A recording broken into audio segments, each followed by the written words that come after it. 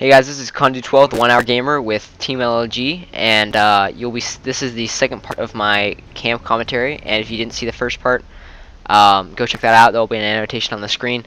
And yeah, so I'm just continuing where I left off there, and this will make a lot more sense if you watch the first video.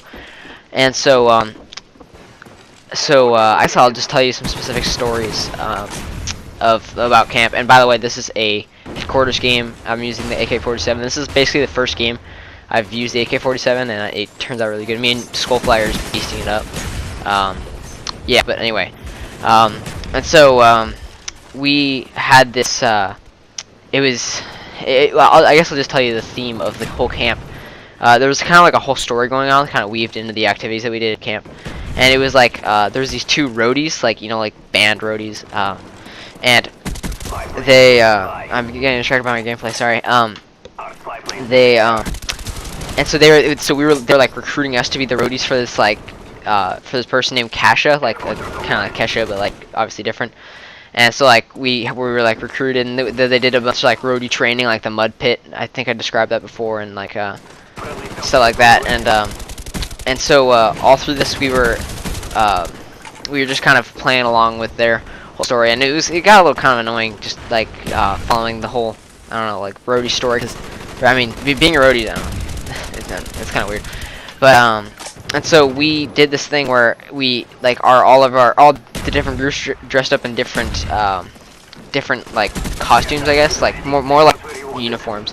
And the counselor decided like what the uniform was gonna look like.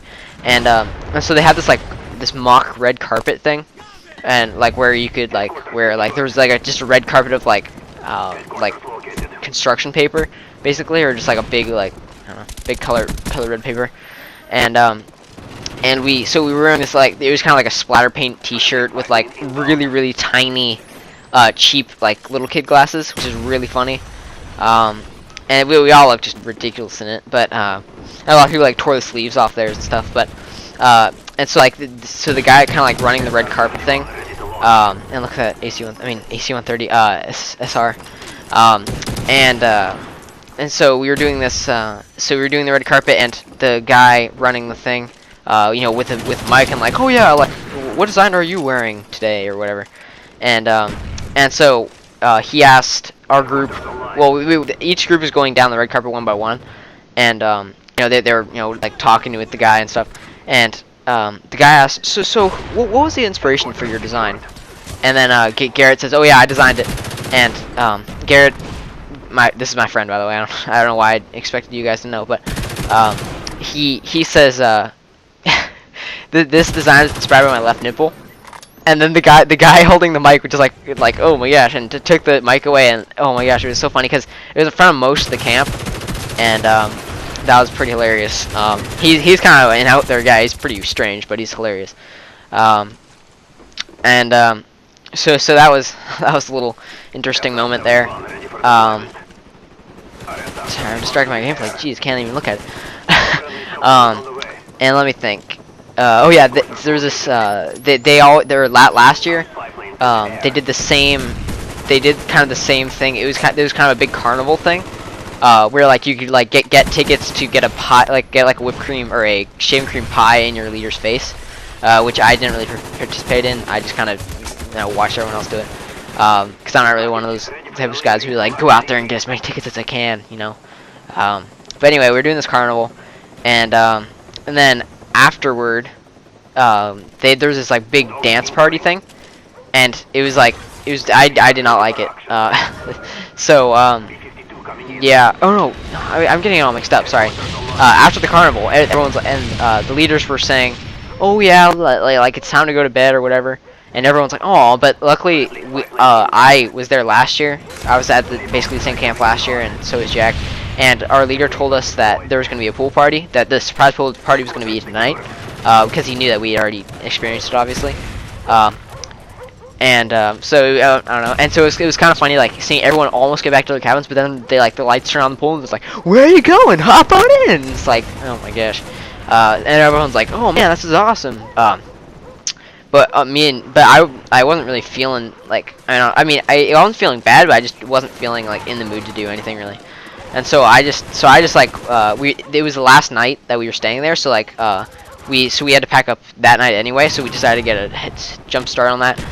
Me and Jack, that is, and so but then you know, everyone was just in the pool like freaking out, and like me and Jack were just kind of the ones that like I mean, it wasn't really too much of a big deal, and it's so hectic there just because like I don't know, it's a lot of people in one pool, and I don't know, everyone's like, and there's like big music blasting and stuff like that.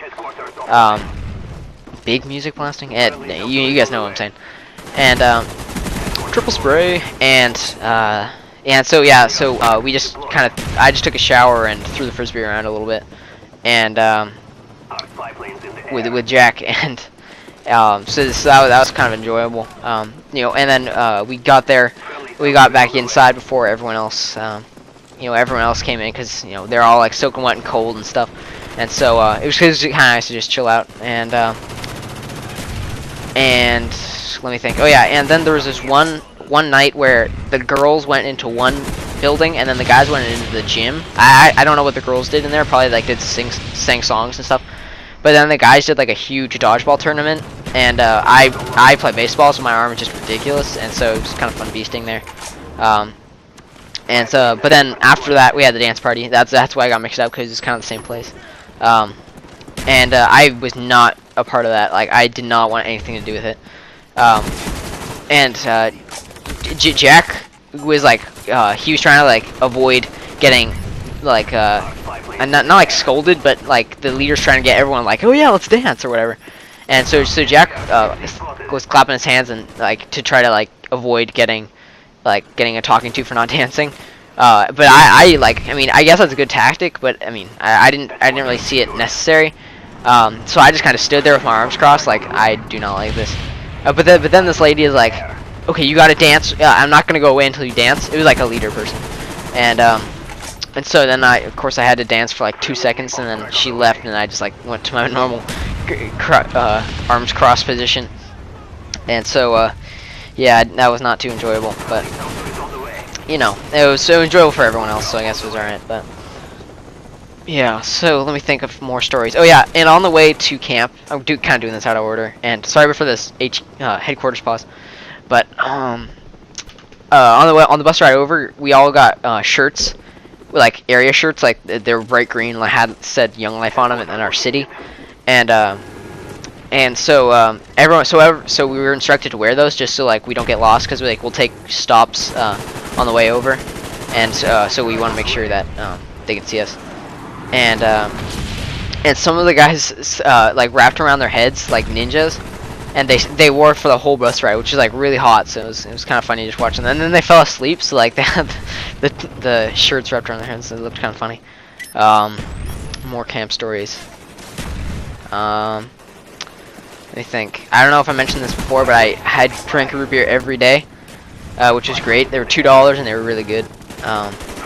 And then, so I'm kind of a root beer guy, and the store was really convenient. It's like if you wanted like a little snack or like something to drink or whatever, it would just be, and the prices were pretty good. I mean, I guess like they don't want to like be really expensive because we're just kids, but yeah, that was pretty cool. They had you can get like a large or a small ice cream for $2.50, I think it was, and then you can get a large ice cream for $3. And so like a lot of people just like they didn't buy like the small, they might as well just pay the 50 cents more for a large. And yeah, that was a good amount of ice cream. It's pretty good ice cream too. So that was pretty cool. And so I guess for the remainder of this gameplay, I can just talk about kind of what's going on with LLG and what's going to happen in the future, and distract my own gameplay again. And so we are planning this coming Wednesday. We are going to we are planning to record COD 4 and Modern Warfare 2 campaign gameplays, like as kind of like a catch up for people that like want to make sure they remember the whole story from Modern Warfare 3. And so like we're gonna like do like we're gonna lead up to Modern Warfare 3, and so we're recording the COD 4 campaign at Parker's house. We're just gonna like switch off every once in a while, and it's gonna be a fun time. So you guys can look forward to that. And yeah, and so I guess I can fill you guys in about the game battles we've been doing. Yesterday, I believe, me and Jack played um, doubles game battles, and it was a Nuketown MLG variant, I believe, and we were playing against some pretty good guys, but like we had no strategy whatsoever, and so it wasn't pretty. We lost pretty badly, and I did not perform well. Jack did a lot better than I did, but like we still didn't perform, and so that wasn't very good. But I'm guessing we're gonna do a lot more game battles in the future. Hopefully 3v3 or 4v4 if we can. Yeah, so I mean, those are really fun. I've really been enjoying game battles. And the competitive playlist every once in a while is really fun to play too, depending on how good your team is, because sometimes you have horrible people. And we're trying to get our LNG Live Xbox Live account, which is for doubles game battles. I'm trying to rank that up, or we're all trying to rank that up to get like some pro perks and stuff for game battles. And that'll be kind of our competitive, like, no prestige account, so that'll be pretty cool. And at the end of this gameplay, you're just gonna see me like dead for a while, because it's like right at the end, and they couldn't capture it, or they couldn't destroy the headquarters. And so anyway, yeah, that's gonna be happening. We're still doing the LNG podcast, which are really fun to make. Every Wednesday we record them. I'm pretty sure they're up the same day, or maybe next day. I'm not completely sure. And let's see what else on LNG. Man, I ran out of things to say. Yeah, and I die right there, so this is a long pause. But let me think. I guess I can just talk about miscellaneous Black Ops stuff here.